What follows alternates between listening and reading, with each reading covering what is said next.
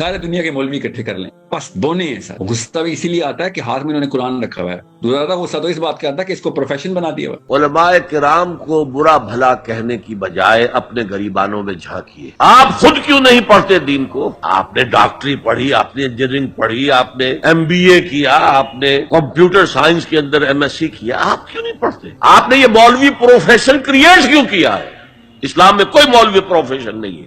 وہ پورے پاکستان کے علماء اور مشائخ کو جو ہے وہ دیڑتا پھرے بیٹھ کے. یہ میں ایسے بہودا آدمی کے ساتھ بیٹھ ہی نہیں سکتا ہوں. اور پورے کے پورے اسلام پر مولوی کی ایسے اجارہ داری ہے جیسے 600 سال قبل عیسائیت پر چرچ کی تھی. اب چونکہ اسلام ایک دین ہے، مذہب نہیں، تو اس کا ایک سیاسی کردار بھی ہے.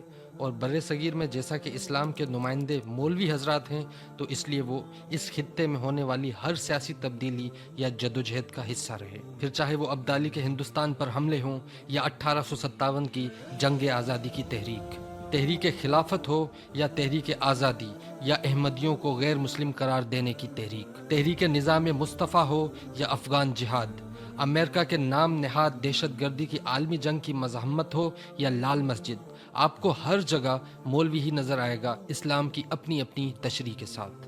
اب یہاں سوال یہ اٹھتا ہے کہ ملک پاکستان جہاں مولوی اتنا طاقتور ہے کہ جو چاہے کرے، اس ملک میں اس کی قدر و منزلت میں کمی کیوں آ رہی ہے؟ کیوں نوجوان طبقہ اپنے جید علماء کو چھوڑ کر غیر روایتی اسکالرز جیسا کہ محمد علی مرزا، استاد نعمان یا ساحل ادیم ایسے اسکالرز کو سننا پسند کر رہا ہے؟ آج ہم ان مسائل پہ بات کریں گے جن کی وجہ سے نوجوان طبقہ مولوی حضرات سے متنفر ہو چکا ہے، لیکن اس کا نقصان صرف اسلام کو ہو رہا ہے. سب سے پہلی وجہ ہے غیر عقلی گفتگو. آج جب ہم جدید اور سائنسی دور میں رہ رہے ہیں تو اس دور کے تقاضے ہی الگ ہیں. آج آپ کو اپنی بات کو ثابت کرنے کے لیے عقلی اور سائنسی دلائل دینے ہوتے ہیں، لیکن ہمارے مولوی آج بھی وہی پرانی باتیں کرتے ہیں جو عقل، فلسفہ، منطق اور سائنس کے پیمانوں پر پورا نہیں اترتی. آج بھی ہمارا مولوی یہ بتا رہا ہے کہ پیر صاحب جب ایک خاص ورد کرتے تھے تو ان کی چارپائی ہوا میں اڑ جاتی تھی. شوق اور محبت کے غلبے سے پڑھتے تھے. کبھی کبھار ایسا ہوتا تھا کہ چارپائی جس پر بیٹھے ہوتے تھے محترم حاجی عبد الرحمن صاحب رحمۃ اللہ علیہ جو آپ کے والد گرامی ہیں، وہ ہوا میں اڑنے لگ جاتی تھی.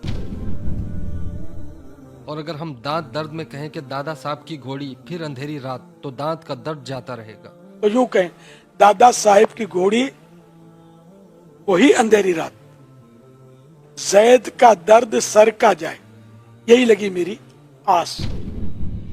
جب ممبر سے ہی ایسی باتیں ہوں گی تو کیوں نوجوان طبقہ ان کی طرف دھیان دے گا؟ اور جب نوجوان ان چیزوں پر سوال اٹھاتا ہے تو مولوی اسے چپ کروا دیتا ہے. نوجوان کو چپ کروانے سے مسئلہ ختم نہیں ہوتا بلکہ مسئلہ بڑھتا ہے. دوسرا سب سے بڑا مسئلہ ہے ہمارے مولوی کی کم علمی. آج کل زیادہ تر مولوی بہت ہی کم علم رکھتے ہیں. ایک بندہ داڑھی رکھتا ہے اور نماز جمعہ اور جنازہ سیکھ کر اپنی ایک الگ مسجد بنا لیتا ہے اور لوگوں کے سامنے خود کو بطور عالم پیش کرتا ہے. اس طرح کے مولوی سے بڑے بوڑھے تو مطمئن ہو سکتے ہیں، لیکن AI اور سوشل میڈیا کے زمانے کا نوجوان مطمئن نہیں ہوتا. وہ سوال کرتا ہے جس کا جواب ان کے پاس نہیں ملتا. اس نوجوان کو اس کے سوالوں کا جواب غیر روایتی اسکالرز کے پاس ملتا ہے یا تو لا دین اسکالرز کے پاس ملتا ہے، جس کا زیادہ نقصان اسلام کو ہوتا ہے کیونکہ نوجوان سمجھنے لگتے ہیں کہ اسلام جدید مسائل سے ہم آہنگ نہیں ہے. ایک اور وجہ ہے اپنا اپنا فرقہ، اپنی اپنی دکان. جس بھی مولوی کو کسی دوسرے مولوی کے ساتھ اختلاف ہوا، اس نے اپنا ایک الگ فرقہ، درگاہ یا مسجد بنا لی اور اس کے بعد دن رات اس دکان کو چمکانے میں لگ گئے اور اسلام کہیں پیچھے رہ گیا. آج کے مولوی کا یہ فرض بن چکا ہے اس نے ہر حال میں اپنے فرقے، اس کی کتابیں اور اس کی شخصیات کو ڈیفینڈ کرنا ہے، چاہے اس کے لیے اسے اسلامی تعلیمات کے خلاف ہی جانا پڑے. ہر فرقے نے اپنے گولز مقرر کر لیے ہیں اور اس کے لیے وہ کسی بھی حد تک جانے کو تیار ہیں اور یوں اسلام کے حصے بکھرے ہو رہے ہیں. اس سب صورتحال میں جب ایک نوجوان یا ایک نو مسلم دیکھتا ہے کہ کون سا اسلام مانوں تو وہ چکرا کر رہ جاتا ہے. اسے سمجھ نہیں آتی کہ کس کی تشریح کو درست مانے، کس اسلام کا پیروکار بنے، مالکی، حنفی، حنبلی یا حنفی. کون سا فرقہ اختیار کرے، شیعہ، سنی یا وہابی. شیعہ چنے تو کون سا چنے، جعفری یا اسماعیلی. دیوبندی بنے تو کون سا بنے، حیاتی یا مماتی. بریلوی بنے تو کون سا بنے، TLP گروپ کا یا طاہر القادری گروپ کا. جماعت الدعویٰ کو دیکھے یا جماعت اسلامی کو. ان سب حالات کو دیکھ کر وہ نوجوان سوچتا ہے کہ ان سب سے دور ہی اچھا ہوں، اور یوں وہ نوجوان صرف برائے نام مسلمان رہ جاتا ہے. مولویوں کے ہاں अदम बर्दाश्त भी इस्लाम को बुरी तरह नुकसान पहुंचाती है। मौलवी हजरात कोई भी ऐसी बात सुनने को तैयार नहीं होते जो उनके नजरियात और अकायद के खिलाफ हो, जिससे मसाइल का हल निकलने में मुश्किल आती है। इस्लाम में अकली दलाइल अहम है, ना कि जज्बात।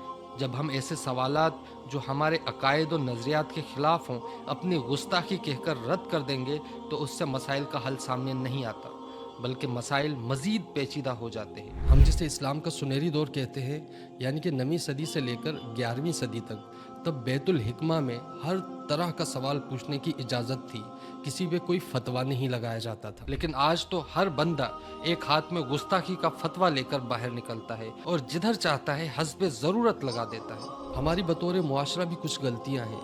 हम ऐसे हजरात को सुनना पसंद करते हैं जो जज्बाती गुफ्तगू करें, ना कि अकल व मंतक की।